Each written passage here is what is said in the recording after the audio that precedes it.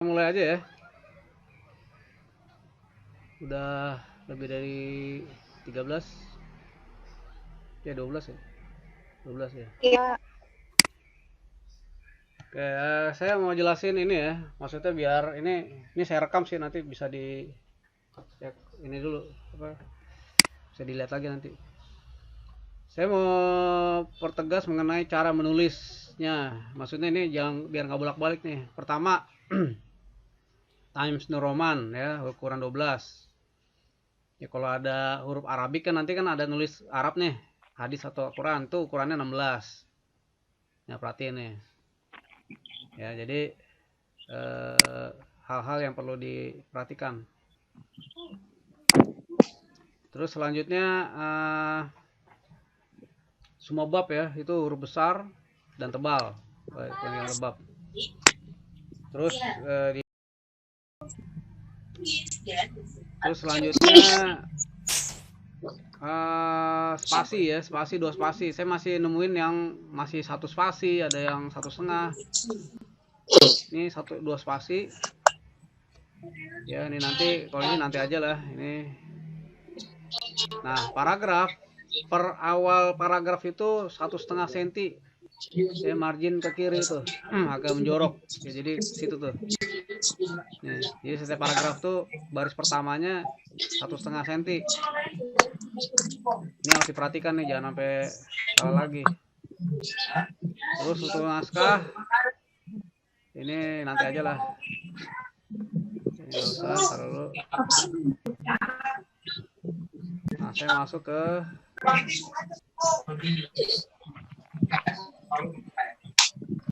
ini margin atas bawah ya, 4 senti ya, ini bukan 40 nih, 4 senti maksudnya. 4 senti, 3 senti, 4 senti, 3 senti. Nah ini ukurannya harus udah ini bukan 40 nih, diralat ya. Terus selanjutnya ini penulisan. Ini di panduan ada sih sebenarnya.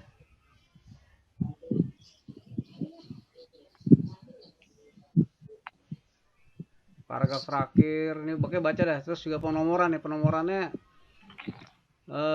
sub dari bab tuh 2.1, titik 2 dan seterusnya. Nah kalau dia ada sub lagi, tulisnya kayak gini nih, 1 kurung begini, kurung aja ya, kurung belakang. Nah kalau di kurung ini ada subnya lagi, anak sub nih, berarti kurung double. Ini kan nanti kamu menulis ini nih di tinjauan pustaka, nanti pasti ada turunan-turunan kayak gini nih. Misalnya komunikasi, organisasi, jelasin, terus di bawahnya ada subnya, ini terus kayak gini, di sini ada subnya lagi, terusnya begini. Ya jangan huruf atau apa, ya ikutin aja, ini panduan pokoknya maunya begini gitu. Kalau di tempat lain berbeda ya iya, kan masing-masing kampus punya panduan. Nah kita ngerujuk panduan UMT biar kamu udah familiar gitu istilahnya. Nah ini kalau di depan nanti kayak gini nanti, tapi nanti skripsi nggak usah, kalau saran nantilah. Ini lampiran-lampiran depan nih ya. Nah selanjutnya saya mau ngasih tahu mengenai ini apa style ya. Tadi apa style 7, nggak apa-apa sih, sama aja sih, cuman dia ada pengembangan dikit. Nanti saya juga ada bahannya tuh, saya share juga. Jadi mau yang penting EP style ini nih, EP style 7 edition. Kalau dia 7 juga nggak apa-apa sih, di Mendeley ada kok ini 7. Nah kalimat kutipan antara lainnya kalimat yang dikutip berupa definisi atau pengertian dari suatu teori ya. Kutipan harus sama dengan aslinya, baik susunan kata. Ini kalau kutipan langsung. Jika nama pengarang tulis sebelumnya sesudah kalimat ya, jadi penulis itu bisa di sebelum paragraf, bisa juga sesudah kalimat. Nah nanti tekniknya beda ya. Kalau ini yang di akhir nih ya, kalau di akhir kalimat ya. Nah kalau misalnya dia ada lebih dari 2 3, pakai et al atau DKK ya. Budiarto misalnya, DKK tahun berapa ya. Kalau dia cuma 2, bisa ditulis dua-duanya. Nah ini contoh ya, contoh pengutipan di awal. Nih, ingat nih, kalau kita ngutip di awal, tahunnya dikurung bahwa manajemen. Nah, kalau memang ngutip langsung nih pakai kutipan di sini nih. Berarti kita nggak melakukan paraphrasing, kita nggak merubah apa-apa. Karena memang udah nggak bisa dirubah gitu istilahnya. Nah, kalau jurnal atau penelitian biasa kita paraphrasing. Nah, kalau di akhir begini. Berarti kalau ini biasa berdasarkan Griffin atau menurut Griffin. Nah, tahunnya di kurung tutup. Nah, kalau kita ngutipnya nggak apa-apa, kita nulis bla bla bla bla bla, terus kita belakang. Nah, berarti Griffinnya masuk dalam kurung semua, nimbrung dia di angka. Ya, ini perbedaannya nih. Saya masih lihat ada yang nulis ini di depan, itu salah. Makanya kalau yang itu salah, ya ini pengutipan kayak gini nih, panduan. Ya. Nah, kutipan panjang atau kutipan panjang 3 baris atau lebih diketik atau 1 spasi dengan lurus. Kemudian pada kelima ketukan pakai kutip. Misalnya kalau kutipan yang panjang ya, 3 baris atau ini. Dan contoh menurut Handoko yang tadi kan. Nah, jadi kayak gitu tuh. Jadi nah, ini yang contoh yang di depan. Ini contoh pengutipan yang di belakang. Boleh. Kamu mau, tapi kalimatnya kan pasti berubah tuh. Pada dasarnya ini disebut paraphrasing nih. Paraphrasing kalimatnya kita rubah dengan bahasa kita. Nah, itu bagusnya begitu memang, jangan kita kopas habis. Ya.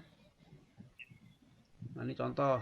Ya, jika kutipan ada bagian yang dihilangkan ya. Jadi misal kita ngambil cuma sedikit aja, boleh. Titik-titik 3 karena kepanjangan misalnya kita ngambil poinnya doang. Boleh. Titik 3 kutip kayak gini. Kalau kita mau menghilangkan seluruh dari tulisan, ambil pentingnya aja, boleh juga sih. Nah, jika sumber kutipan merujuk ke sumber lain, sumber kutipan adalah sumber yang digunakan pengutip, tetapi tidak menyebut siapa yang mengutip pendapat tadi. Nah, ini yang tadi yang nanya tuh tadi ya. Yang siapa tadi yang nanya kan? Kita ngambil nih, tapi kalau ini biasanya di buku nih. Kalau di jurnal janganlah. Maksudnya mendingan kita cari sumbernya, karena biasa kalau di jurnal kan sumbernya masih baru-baru. Pun kita cari e-booknya kadang ada. Nah, ini kalau gini kita si Handoko di bukunya dia ngutip ini James, tapi karena kita nggak nemuin bukunya si James ini, kita akhirnya ya udah kita pakai penunjukan Handoko. Ya kita nulis begini, James dalam Handoko. Jadi yang ditulis tahunnya jangan, kan di kutipan biasa ada ini nih, ada tahunnya dia. Kita nggak usah nulis lagi. Ini kan namanya lengkap. Kita nama belakang aja. 2004 yang ditulis tahun yang buku kita baca. Di dalamnya dia ngutip ini, mengupakan. Jadi sebenarnya kita ngutip dia tapi di buku dia, boleh. Gitu. Nah, selanjutnya pengutipan tidak langsung ya, hanya menggunakan poin-poin isi pendapat. Jadi ini yang namanya paraphrasing nih. Jadi bagaimana kita kutipan diintegrasikan teks atau paragraf, kita gabungin tapi dengan gaya kita. Ini paling bagus sebenarnya. Ya, jadi tidak ada kutipan-kutipan ini karena memang kita sudah mengambil intisarinya, terus tetap kita cantumkan nama penulisnya gitu. Ya. Nah, ini contoh nih. Ini kan kita sudah ngerangkum nih menurut Siswanto. Ini. Gitu. Nah, selanjutnya penulisan dalam pusaka. Ini yang kadang-kadang saya jengkel nih, masih ngaco nih soalnya. Ini ingat ya, ini kita cuman nama sama tahun, nggak ada halaman yang ada huruf-hurufnya, nggak ada tuh. Saya masih lihat ada yang kayak gitu. Nah, soalnya daftar pusaka apa style 6 kayak di sini ada. Nanti kamu tinggal baca aja ya. Ini semuanya ada keterangannya. Kalau buku tunggal kayak gini. Ya, kalau 2 penulis begini, 3 tidak ada nama, berarti cuma dictionary-nya aja. Nama bukunya boleh. Nah, sini mah ada di sini. Penulisan tim, berseri, terjemahan. Ya, kamu tinggal baca aja. Jadi ya ikutin aja panduan, jangan kita ngarang diri gitu. Kalau kita jurnal seperti apa nih jurnal, cara kita ngutip jurnal. Kalau kita majalah, terus kalau kita mengutip surat kabar nih, misalnya dari Kompas segala macam, ada caranya. Nah, ini kayak gini. Ini biasanya kayak artikelnya nih. Terus tahunnya. Ini ininya apa? majalahnya apa, nih halamannya page berapa. Nah nih referensi buku juga. Jadi boleh sih tadi ngutip dari buku dalam jurnal, boleh aja sih, ini ada nih soalnya contohnya. Terus misal kalau referensi film, ya kan kalau yang semiotika film, ya tulis judul filmnya, siapa ininya, apa namanya, ini produsernya, judulnya review of, nah, referensi film dari jurnal, tapi dalam jurnal ya. Kamu misalnya seorang jurnal udah apa namanya menganalisis film, ya jurnalnya siapa, filmnya apa, di halaman berapa. Nah kalau sudah wawancara boleh nih, ya White Donna ini nama belakang, nama depannya, terus kapan wawancaranya, tulis personal interview atau mungkin FGD atau mungkin apa, tulis. Jadi mengutip hasil wawancara juga boleh. Dan seterusnya. Jadi kamu termasuk yang dari audio, dari elektronik nih. Nah, ini jangan sampai, jangan cuma hyperlink kan tiba-tiba ininya doang nih. Ada kan, ada penulisnya, ada judulnya, ada apanya. Ya, tulis kayak gini. Ini dari online. Ya. Tapi biasa ditulis juga tuh apa, dari mana, diakses kapan. Kalau ini tambahannya diakses kapan, tanggal. Nah, ini banyak nih tuh juga tuh yang dari website. Jadi jangan ngutip cuman hyperlinknya doang, nih ngaco nih, tulis. Kamu teliti, telaah nih yang nulis siapa, judulnya apa. Jangan langsung tiba-tiba, saya masih sering nemuin nih, ini hyperlink doang nih. Itu ngaco tuh, nggak ngikutin panduan. Bakal dicoret-coret nanti itu. Nah ini ya, jadi nanti silakan kamu cek panduannya udah ada. Sekarang tinggal kamu mau atau enggak, gitu aja. Nah sekarang terakhir, saya mau ngasih contoh aja langsung yang konkret. Skripsinya bagaimana sih cara skripsi UMT. Nih contohnya konkretnya, bab 2. Nah karena dia ngambil cuma boleh, kalau dia ada Al-Quran hadis, tulis apa, rujukan Al-Quran dan hadis, perspektif Al-Quran dan hadis. Kalau Islam juga nggak apa-apa nih. Ini Arabnya, artinya digabung aja, dia satu spasi, terus dipaparin kaitan dengan penelitian ini apa nih. Kamu harus jelasin juga, jangan tulis ayat doang. Kamu kasih jelasan nyambungnya ayat ini dengan penelitian kamu apa. Kan ada contohnya nih. Nah itu kan memang mengenai saling menyuruh ma'ruf nahi mungkar kan. Ini kan juga karena belajar ta'aruf nih. Ini juga pesan-pesan Islami. Jadi ayatnya nyambung. Nah, peran terdahulu ini. Jadi untuk sampai hari ini kamu sampai ini aja loh, sama Al-Qur'an sama ini aja dulu. Ini nanti kamu bikin tabel ini, tapi tambahin yang teori ini, bikin di ini aja lu Excel ya. Kamu bikin Excel. Ini teman tambahin ini teori. Ini untuk review dulu. Saya minta judul atau per anak 10, cari 10 jurnal atau skripsi yang nyambung dengan penelitian kamu. Ini kalau ketiga ini kan nanti hasil ini nih, hasil dari telaah, kamu pilih yang terdekat, paling terdekat dari yang 10. Ya. Tapi kalau pencarian kamu sih sebenarnya kalau untuk pribadi bisa jadi 50, 20, cuman yang nanti dikumpulkan hanya 10 aja, tapi 10 itu sudah sangat mendekati. Ya, jadi ini aja loh. Terus nanti kalau udah semua, sekarang nanti kasih argumen. Argumen itu minimal ada 3 ya, ada 4. Pertama, argumen pertama itu adalah yang jurnal pertama, ini yang jurnal kedua, jurnal ketiga, dan yang keempat adalah sintesanya dari ketiga jurnal ini. Kamu tadi tuh yang perbandingannya, perbedaannya segala macam, terus kamu sintesanya apa, ini bab di paragraf 4-nya. Jadi ada 4 paragraf yang harus kamu buat nanti. Oke, sini.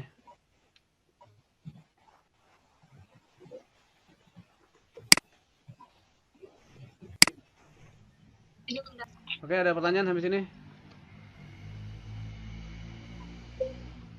Jadi untuk pengulang literatur itu 10 ya Pak? Ya, kalau untuk mencari 10 literatur dan ayat Quran dicari juga. Jadi tugas kamu minggu depan 2 itu poin. Nyari ayat yang berhubungan sama 10 literatur. 10 ini 10 jurnal. Penelitian terdahulu. 10. 10-10-nya dibuat tabel Pak? Iya, tabel. Atau pilih lagi 5 atau 3 gitu? Enggak, yang Jadi 10-nya masukin tabel aja lu semuanya. Tabel di Excel ya, bikinnya di Excel aja. oke. Nanti nyari jurnal yang mudah. Nanti saya bikin literatur aja, YouTube aja biar gampang. Pakai ini nanti ada softwarenya. Ada lagi yang mau nanya?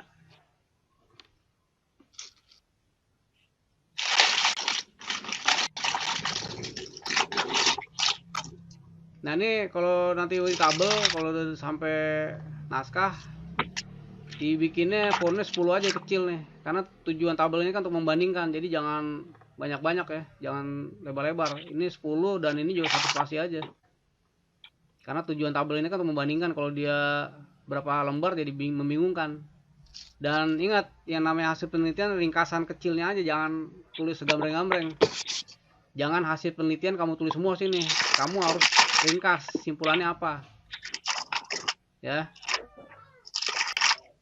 Jangan semua ditulis ini bikin kader. Nah, ini kelihatan tuh dia pakai metodenya jelas di sini. Ya kan, penelitian kualitatif dengan pendekatan fenomenologis menggunakan teori. Nah, teori masuk di sini. Ini teori apa? Tuh. Kualitatif penelitian pustaka, library research.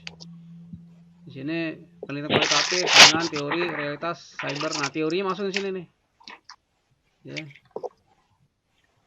Jadi biar tahu ini penelitian pakai metodenya apa, teorinya pakai apa. Kan kamu dulu semester berapa udah belajar teori kan? Nah, ini kita praktekin sekarang nih. Sejauh mana kamu ingat penggunaan teori-teori tadi. Oke, ada tanya lagi sebelum kita tutup?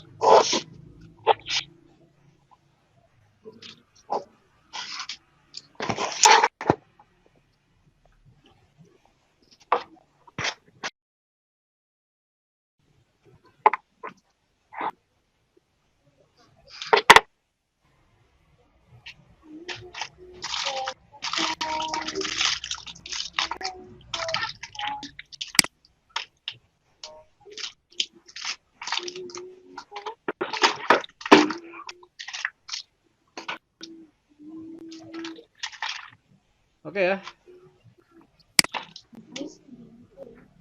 Kalau nggak ada mungkin sampai di sini dulu. Kalau ada yang mau nanya, ya silakan nanya di Japri, nggak apa-apa. Oke, itu dulu sementara. Terima kasih atas perhatiannya. Assalamualaikum warahmatullahi wabarakatuh. Waalaikumsalam warahmatullahi wabarakatuh. Waalaikumsalam warahmatullahi wabarakatuh.